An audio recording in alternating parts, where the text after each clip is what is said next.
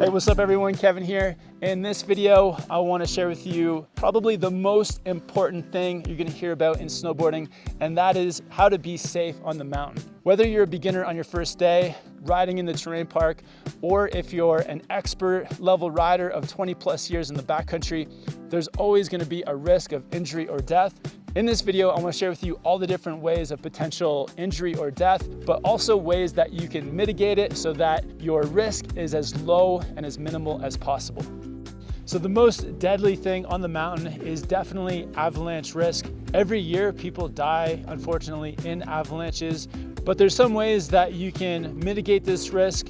The first way is to definitely take an avalanche course. When I first took my avalanche course, it was one of the best things I ever did. You learn so much about the mountain, how to use your avalanche equipment, and also just how deadly the mountains are. So it gives you a good respect for those dangers. You 100% should take an avalanche course. I'll put links to courses in the description if you guys want to check those out.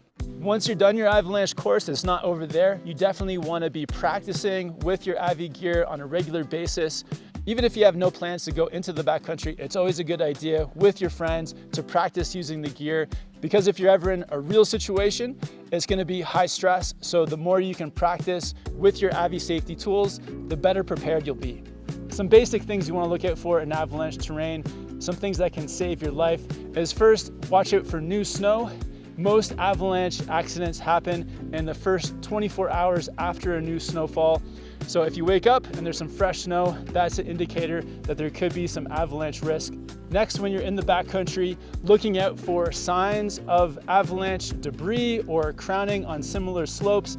If you're up in the mountains and you're in the backcountry and you see signs of avalanches, then that is a huge indicator that there could be risk for you on your slope. The next one is collapsing snow. So if you are walking in the backcountry and the snow starts to collapse underneath you, that's a sign. Or just hearing snow collapsing or seeing snow cracking in front of you, all those are huge signs of avalanche risk. Also, changes in temperature throughout the day. If you start out with a really cold temperature and it rises throughout the day, that rising temperature is going to make the snow heavier, which can greatly impact the chance of an avalanche.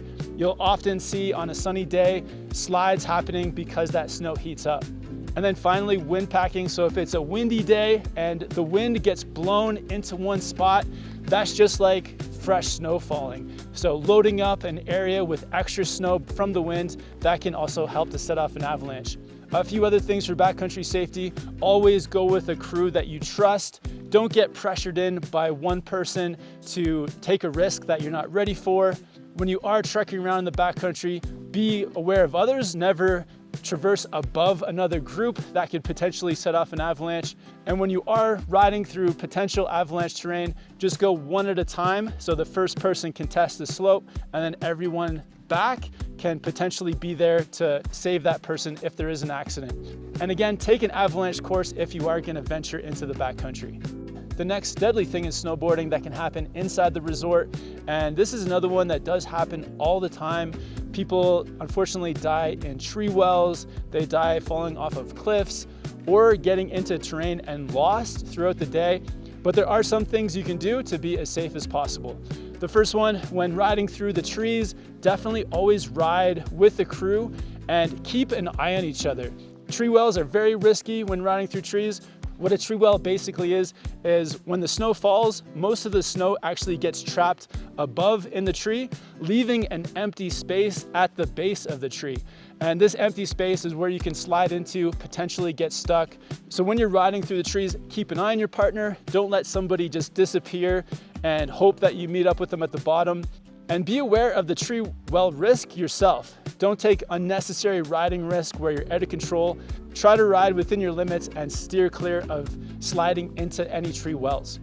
Another huge risk inbounds is riding off of cliffs or off of cornices that you may not see or know that are there. And I've heard many stories of people passing away going off a cliff accidentally. If your intention is to go off some cliffs, take a look at the bottom first. It's always important to inspect the landing. And if you do want to do cliffs, give yourself options. You can go off the big part of the cliff or have a smaller section you can also go off. Cornices are also a real danger.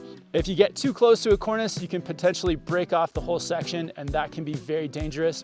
So when you're snowboarding, never get too close to the edge of a cornice. If you do need to look at a cornice, just look at it from the side, from a vantage point where you don't have to get too close. And if you're ever riding beside a cornice, give it a healthy amount of space. Another big risk inside of a ski resort that could potentially lead to death is getting lost. Unfortunately, many people every year get lost on the mountain, either going out of bounds or going into terrain that they're not familiar with. The best way to avoid this is to first familiarize yourself with the terrain, either by looking at the trail map or just by experience riding in safe areas and getting your bearings of all the different runs and where they lead to. It's also good to ride with a knowledgeable friend. For me, spending a lot of time in Whistler, I had a lot of good friends who would show me tree runs or alpine areas, and to have someone with all the knowledge show you exactly where to go and the safe places was a huge help, and definitely helped us keep me safe when exploring the mountains. If you're ever unsure about riding an area that's off of the groomers, then don't take the risk.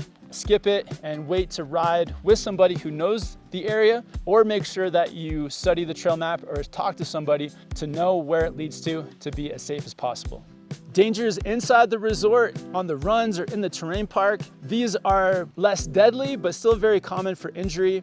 When you're on the run, be very respectful of the people around you. If you're snowboarding, don't do hard carves onto your heel edge where you're blind. And if you're merging with other runs, don't come flying into it with too much speed. The other thing on the runs is don't put yourself someplace blind. So don't put yourself underneath a roller or a jump where people above you can't see.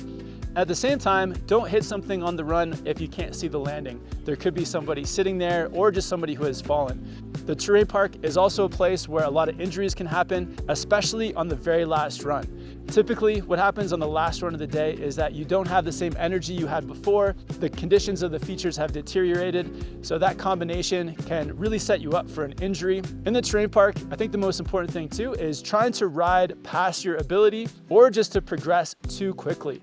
Before making a jump bigger or a rail larger, make sure to get a lot of tricks on smaller things. Then when you're feeling confident, that's when you can make the feature more difficult or larger. The final way to get injured on the mountain, and this can really apply to everyone from very beginners all the way through to expert, is snowboarding without a helmet. And a helmet is such an important piece of gear to be wearing every time you go snowboarding. If you're a beginner, you're definitely gonna fall, probably hit your head at least once. So this helmet is gonna save you that impact on your brain. And even past beginner, there's always that risk of having a fall and hitting your head at least once.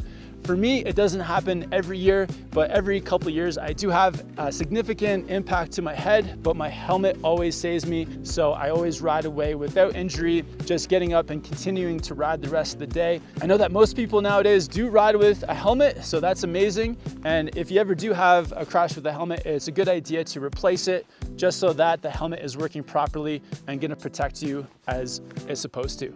If you're a beginner snowboarder, there's other gear that can keep you safe. Probably the most common way to get injured as a beginner is injuring your wrist, so wearing wrist guards is really important. Impact shorts is another good thing to wear as a beginner because it protects your tailbone if you do have a fall backwards.